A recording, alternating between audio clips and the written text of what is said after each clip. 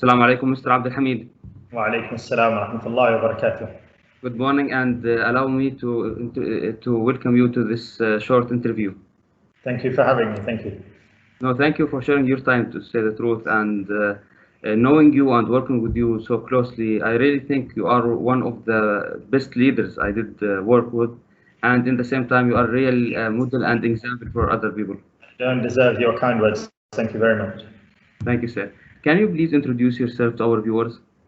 Okay, my name is Abdelhamid Chachi. I'm the Vice Principal of Al Rabi Academy in Abu Dhabi. Thank you very much. So to start this interview, let me ask you the first question.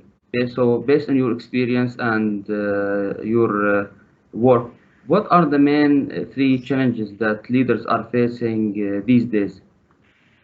Okay, I would say the first challenge is trying to ensure that all things that need to be done as a leader get done. There are so many tasks, but there's so little time in any day, especially for senior leadership roles. As you almost on a daily basis, you have daily duties, and then on top of that, you have to be agile in dealing with any stakeholder requirements from students, parents, teachers, the governing body, and so on. Secondly, as a leader in a private school, you also have to try and balance between the needs of the students and parents, who are obviously the most important factor in any school, and then the business and finance considerations too. So, being a leader, you do have to kind of strike the balance. And lastly, I feel it's important as a leader to lead by example, to be empathetic, to be trustworthy, to be reliable. I mean, especially for the teachers. They need to feel like they're supported inside and outside of the classroom, and to enable them to do their jobs to the best of their ability. It's very nice to hear this from an experienced leader. But what do you think, what is the impact of these challenges on your work as a leader and on the school or the organization as a whole? Yeah, okay. I mean, inevitably, some things have to take less priority as more important issues can come to the fore that can't be left unsolved. Some smaller but still important priorities may not get the attention they really deserve, because being a leader requires you to use wisdom to ensure that you're making the right decisions and you create the most benefit for the students. That's by far the most important thing. Secondly, finances in private schools can cause many headaches for leaders. Hard decisions may need to be made to ensure that the school is running according to an agreed budget, but also ensuring that the maximum benefit and quality is achieved across the entire school. I mean, again, inevitably there are some negative consequences, but as a leader, you have to be positive and try to work with the constraints that you have within your budget and deliver good value for money, both for the students and for the owners of the school. I'd say lastly, I feel that ensuring the staff feel cared for and respected, then they're more likely to be more professional and have pride in what they're doing, thereby raising their productivity. I think leaders who rule by the stick can only really wield influence whilst they're present or whilst they're watching. Whereas a respected leader can expect productivity to remain the same whether they're watching or not. I think it's a really important factor that when you give people respect, then you can expect respect back. And people are not doing the job because you're over them, you're watching them, and you're ready to kind of beat them if they step out of line. It's more of a case of they take a pride in what they're doing. They feel that, and especially in the educational field, education is a responsibility. And we have a responsibility as educators to make sure that the students in front of us are getting the best education possible. And it should never be about, well, this is what's the manager going to say, or what's the owner going to say, or what are the parents going to say. It's about having that professional pride and the professionalism to make sure you're doing the best job. So what I'm hearing you saying that the leadership style that you are using is very unique and also very special to the field of teaching and the field of school organizations, because of the relationship between you as a leader and also the teachers. There should be always a special relationship. To add to that, one thing that I've always felt as a leader, there's no job within any field that I've worked in before as a leader or not as a leader where I would feel that this job is below me. So every job that I do, I would feel, if a child were, I don't know, threw up on the floor and I needed to help clean that up, I don't feel that just because I'm a leader that now this job is below me and somebody else should do it for me. I feel that everybody should feel that working in a workplace, especially in a school, that these jobs just need to be done. And if everybody is working together for a common goal, which is the benefit of the students, then it's not about the jobs. Now, obviously, as a leader, there are certain roles and responsibilities and decisions that need to be made, and need you to have kind of a calm and wise head on, because you're trying to think of the maximum benefit for everyone and the least harm when there are bumps in the way. It's really important for somebody to be clear on these decisions, to make sure that you minimize the harm, whether it be on the students or the teachers or the parents or on the budget or whatever it is. It's about having a cool, calm, collected head and making the right decisions. So, Mr. Abdelhamid, hearing you saying this, I really feel that you are really closely following the 21st century leadership skills.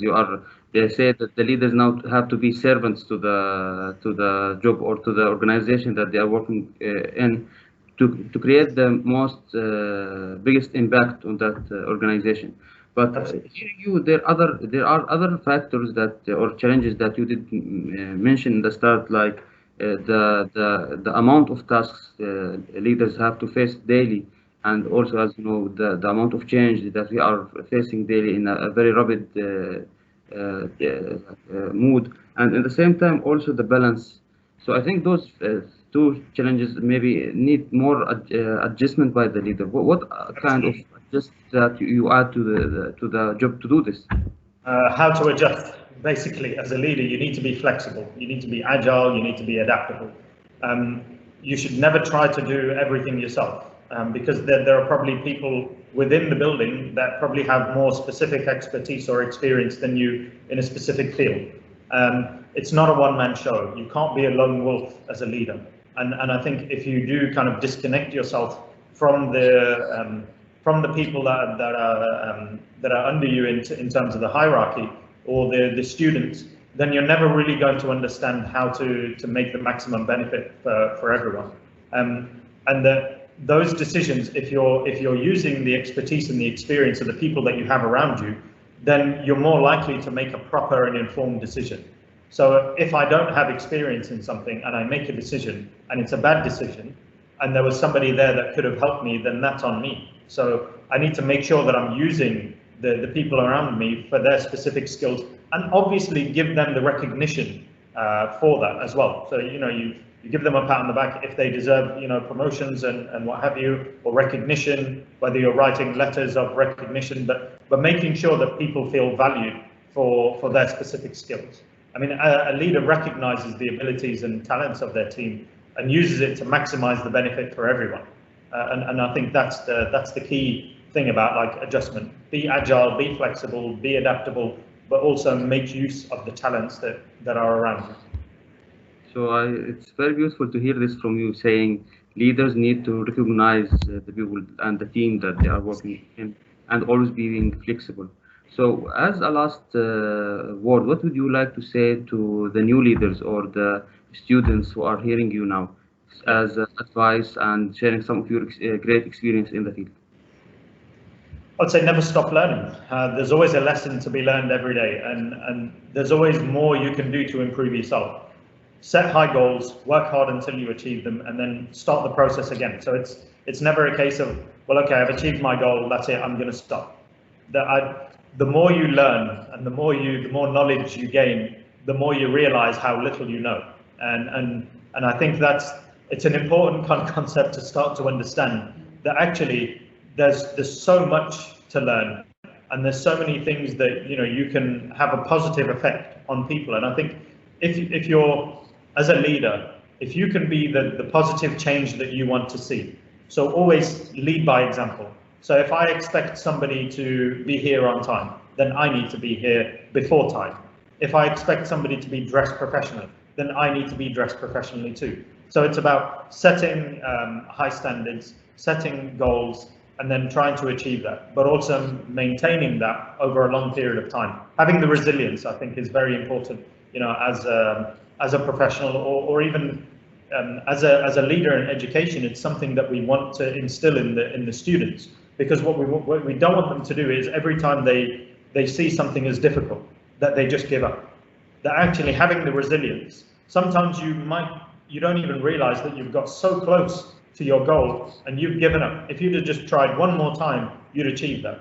And then when you look at the greats in knowledge in previous times, you know, whether it be the Einsteins or the Da Vincis or the Khwarizmis or whoever it is, all of these people, they didn't stop learning until the day they died. You know, they kept following their goals, they kept learning new knowledge, they never gave up. So even when they had setbacks, I don't know who said the quote, but sometimes, you know, when you have 1,000 failures, actually it's not really a failure. You've just found 1,000 ways that don't work, and you've documented that. And then when you finally find the way that does work, you know exactly, you know, what steps you took to get to that. And I think that that resilience is really important for us as adults and professionals and leaders, but also just as important for parents and for the students themselves.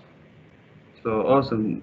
To say the truth, I did learn a lot of these from your experience today, and I would like to thank you for sharing so much. You are a very genuine person, and I think a very genuine leader also. You are speaking directly from your heart, but in the same time, you are speaking from a huge amount of experience that you are sharing with us. Too kind. You're too kind. Thank you so much. Thank you, Mr. Abdelhamid, for your time, and thank you for sharing your experience and your knowledge with us. Thank you very much. And for having me. Thank you very much.